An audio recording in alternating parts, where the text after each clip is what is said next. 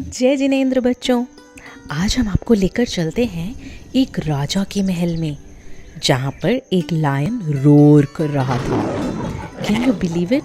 एक राजा के महल में लायन, और वो भी खूंखार फेरोशियस लायन जो रोर कर रहा है।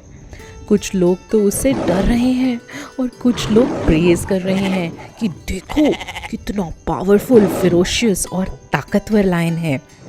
और यहाँ पर राजा के साथ राजकुमार भी बैठा है, उनका बेटा प्रिंस।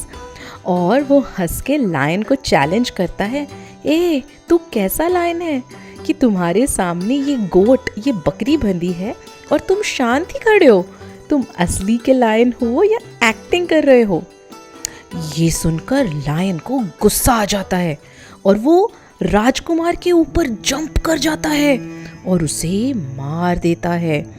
सारे के सारे कोर्ट मेंबर्स, सारे लोग देखते ही रह जाते हैं। राजा देखता है कि ये क्या हो गया।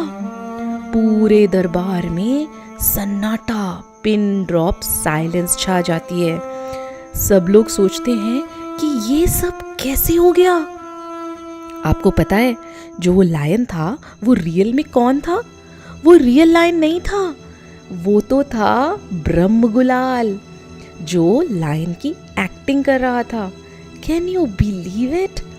एक इंसान लायन की एक्टिंग कर रहा है और इतनी रियल एक्टिंग की एक्टिंग करते करते उसको लायन के जैसे गुस्सा आ गया और उसने प्रिंस को ही मार डाला। क्या आप जानना चाहोगे कि ये ब्रह्मगुलाल कौन था और उसने एक्टिंग क्यों की? तो सुनो। Brahmagulal was an expert in role playing. वो एक्टिंग करके पैसे कमाता था। He used to earn money by role playing and entertaining people. उसकी रियलिस्टिक एक्टिंग को देखने के लिए बहुत बड़ी क्राउड, बहुत भीड़ इकट्ठी हो जाती थी। किसी को पता ही नहीं लग पाता था कि he is a person, right? He was just an artist and he was so popular कि वहाँ का किंग भी उसको प्रेज करता था और उसको अवार्ड भी देना चाहता था। लेकिन राजा के जो मिनिस्टर्स थे, जो मंत्री थे ना, वो बहुत जेलसी करते थे ब्रह्मगुलाल से और बोलते थे कि हम राजा के लिए इतना काम करते हैं, फिर भी राजा हमें कोई अवार्ड नहीं देता, कभी हमें प्रेज नहीं करता। पर देखो, ब्रह्मगुलाल को तो अवार्ड्स पे अवार्ड्स मिलते चले जाते हैं जस्ट फॉर हिज एक्टिंग। तो मंत्री हमेशा इस कोशिश में रहते थे कि कैसे ब्रह्मगुलाल को ट्रैप किया जाए, कुछ भी मीन करके। So all the ministers got an idea कि क्यों ना ब्रह्मगुलाल को बोलें कि तुम एक लायन बन के आओ। वो लायन तो बन ही नहीं पाएगा और इस वजह से राजा गुस्सा हो जाएंगे। तो अपने मंत्रियों के कहने पर राजा ने ब्रह्मगुलाल को बोला कि चलो तुम लायन बनकर आओ। ब्रह्मगुलाल ने राजा को कहा, मैं जो भी रोल करता हूँ ना, मैं वैसा ही फील भी करता हूँ। अगर मैं लायन बनकर किसी पे अटैक करूँगा तो please forgive me and do not give me any punishment.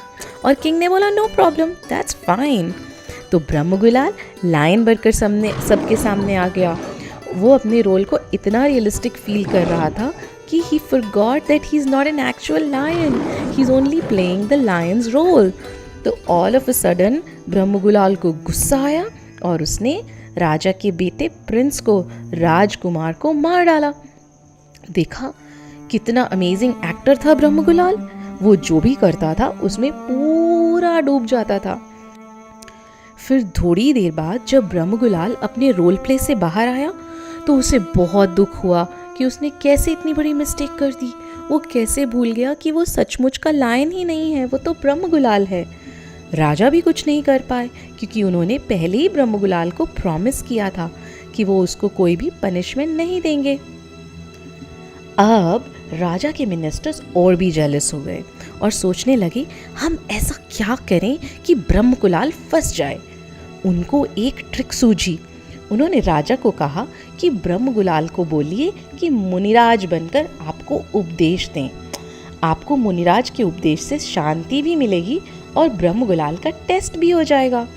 राजा को मिनिस्टर्स की बात बड़ी इंटरेस्टिंग लगी।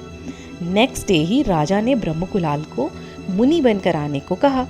ब्रह्मगुलाल ने राजा से कहा, ठीक है, मैं 6 मंथ्स के बाद आपके पास आऊँगा। अब ब्रह्मगुलाल प्रैक्टिस करने के लिए मुनि बनकर जंगल में रहने लगे। तपस्या करने लगे, बिल्कुल मुनिराज जैसे शांत रहने लगे। 6 मंथ्स के बाद वो राजा के दरबार में आए, उपदेश देने लगे और उन्होंने कहा, हे राजा, इस संसार में कुछ भी स्टेबल नहीं है, हमेशा रहने वाला भी नहीं है। ये सारी वेल्थ, ये रिलेटिव्स, ये फ्रेंड्स सिर्फ कुछ ही दिनों के लिए टेम्पररी हमारे साथ रहते हैं। आपका बेटा और आपका रिलेशन कुछ ही दिनों का साथ था उनका। आप अपने बेटे के लिए भी इतना सैड मत हो और जीवन की सच्चाई को जानकर अपने जीवन का कल्याण करो। अपनी सोल में रहना ही तो परम सुख है। जीव इस दुनिया में अकेला ही आया है और अकेला ही जाएगा। वो जैसे कर्म करता है वैसे ही उसका रिजल्ट उसको मिलता है। सुख और दुख में हमें समान रहना चाहिए, एक जैसा। सुख में ज़्यादा खुश नहीं होना चाहिए और दुख में ज़्यादा रोना नहीं चाहिए। और अपनी आत्मा के ज्ञान गुण की भावना भाना ही इसका कर्तव्य है। मुनिराज का उपदेश सुनकर राजा का मन बहुत शांत हो गया। अब मुनिराज भी उपदेश खत्म कर पीछे कमंडल उठाकर वन की तरफ जाने लगे। तभी पता है क्या हुआ? राजा ने मुनिराज को पुकारा, अरे ओ ब्रह्मगुलाल, तुम्हारा अवार्ड तो लेते जाओ, तुमने इतनी अच्छी एक्टिंग करी है। अब बताओ बच्चों, क्या हुआ होगा? ब्रह्मगुलाल को क्या अवार्ड मिला होगा?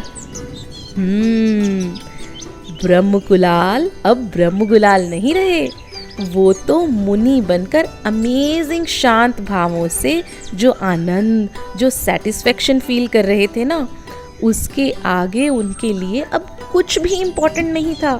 न रिवॉर्ड, न एंटरटेनमेंट, नथिंग।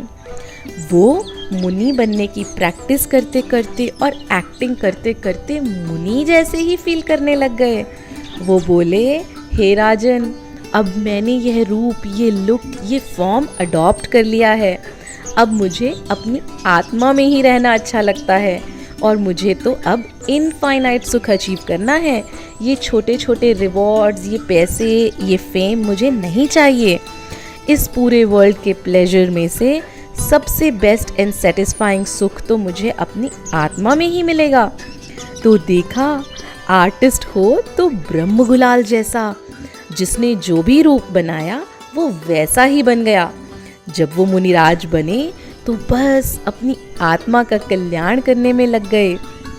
तो हम सब भी अपनी आत्मा का कल्याण करने के लिए एक दिन डेफिनेटली साधु बनेंगे ना? जय जिनेंद्र।